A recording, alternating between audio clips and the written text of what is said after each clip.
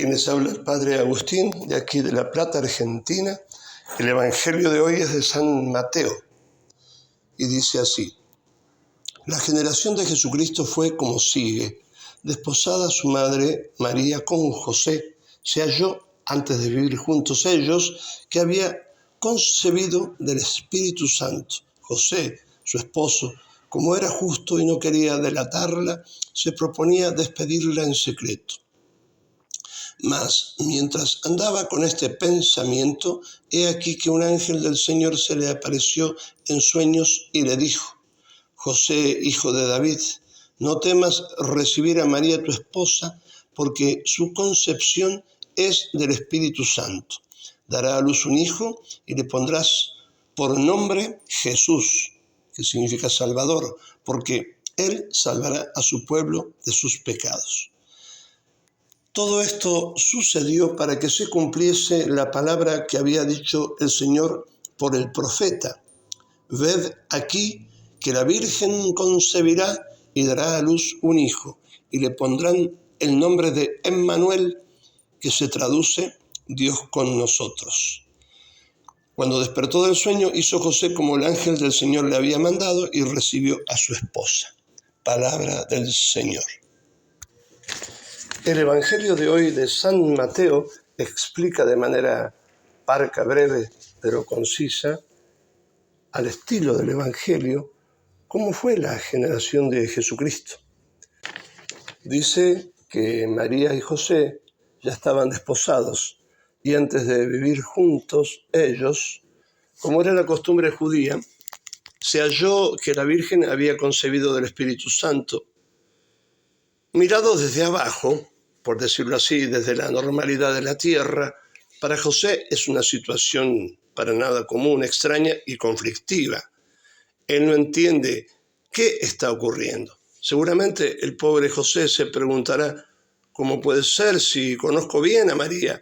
Hemos hecho votos juntos de virginidad perpetua en nuestro matrimonio. Además, dice Mateo que José, su esposo, como era justo, que en la Sagrada Escritura significa santo, y no quería delatarla, se proponía despedirla en secreto, es decir, repudiarla, como mandaba la ley, pero en secreto, ya que él conocía bien la integridad y pureza de su esposa, pero así todo no alcanzaba a entender.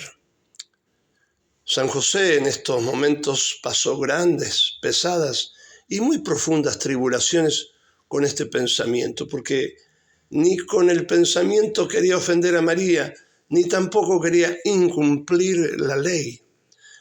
La Escritura no nos dice cuánto tiempo duró esta tribulación de José. Nos imaginamos cuánto habrá hecho el diablo también para sembrar la intranquilidad y el desánimo en su corazón, para que abandone el proyecto personal de santidad y sobre todo el gran plan de Dios, de la Santísima Trinidad, para la Sagrada Familia y a través de ella para toda la humanidad. Y si bien José escuchó las palabras del ángel que le decía: no temas recibir a María tu esposa, como figura en el Evangelio, sin embargo, ello no lo libra de la tentación. En un famoso ícono oriental de la escuela de Rubliov del siglo XV, llamado El Nacimiento, hoy en Moscú, en la Galería Tretiakov, en el ángulo inferior izquierdo, se representa a San José, que está debajo de la gruta de Belén, junto a María y el niño.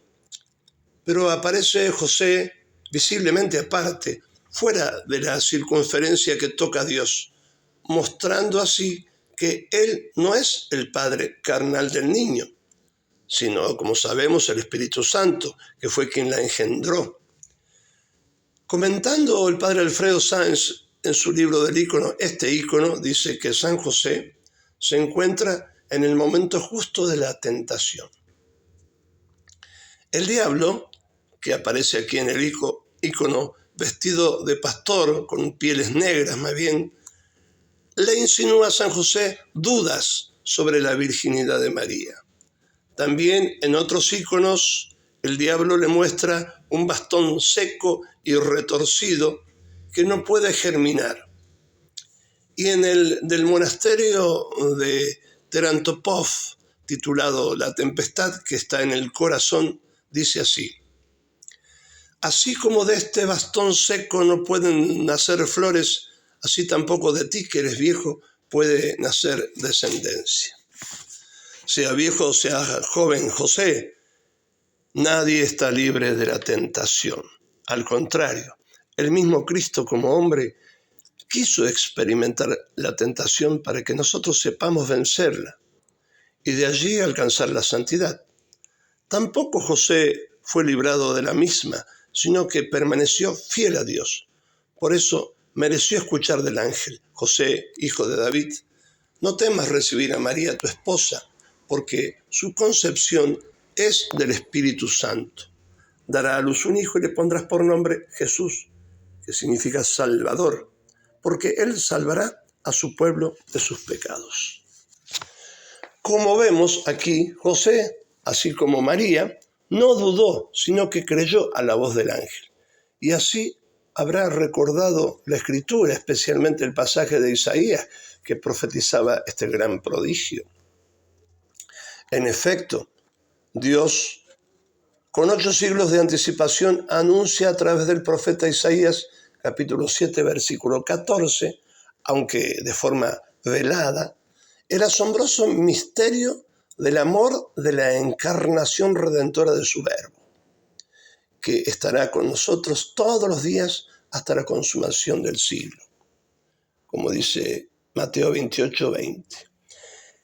Y como acertadamente dice Straubinger, será para las almas en particular y para toda la Iglesia el Emmanuel, Dios con nosotros, por su Eucaristía, por su Evangelio y por la voz del magisterio infalible instituido por el mismo Jesucristo. O sea que permaneció entre nosotros. Veamos un poco lo que de forma velada anuncia Isaías. Por tanto, dice, el Señor mismo os dará una señal. He aquí que la Virgen concebirá y dará a luz un hijo y le pondrá por nombre Emmanuel. ¿Qué es una señal? En este caso, algo distinto de la normalidad de las cosas naturales. ¿Y cuál es la señal aquí en el Evangelio? La señal que da Dios a través del profeta es que una virgen está encinta, sin contacto de varón. Esa es la señal que da Dios y que solo por milagro de Él puede suceder. Y es algo realmente admirable, extraordinario y prodigioso. Es una señal y un milagro, porque no puede explicarse por las leyes regulares de la naturaleza. Se suspende una ley natural, la de la procreación humana a través del hombre, por un prodigio sobrenatural que viene del cielo, por la intervención sobrenatural de Dios. Es el mismo Espíritu Santo quien engendra a María, pero una verdadera naturaleza humana de la carne purísima de la Virgen. ¿Qué enseñanza nos deja? Tenemos que entender que dentro de la normalidad de las cosas, y más entre los que nos queremos acercar a Dios con un corazón sincero, no debemos descartar que alguna vez ese Dios irrumpa en nuestras vidas, en nuestra vida normal, natural y cotidiana, con algo bueno, con algo malo, no sé. Y es necesario que así sea para que nuestra vida se impregne de Dios por una ley que está por encima de lo natural, o sea, la intervención divina. O tampoco es de extrañar que interrumpa en nuestras vidas la tentación, como ocurrió con José, el primero para decir que sí, como María y José, para que se haga su voluntad en nosotros, y el segundo para rechazar la tentación con fuerzas, ¿no es cierto? Fortalecernos y santificarnos. Es necesario, hermanos, entonces, que esto ocurra en nuestras vidas para alcanzar la perfección. Aprendamos de esta lección de la Sagrada Familia. Ave María Purísima. Y así preparar el corazón para la venida de Jesús.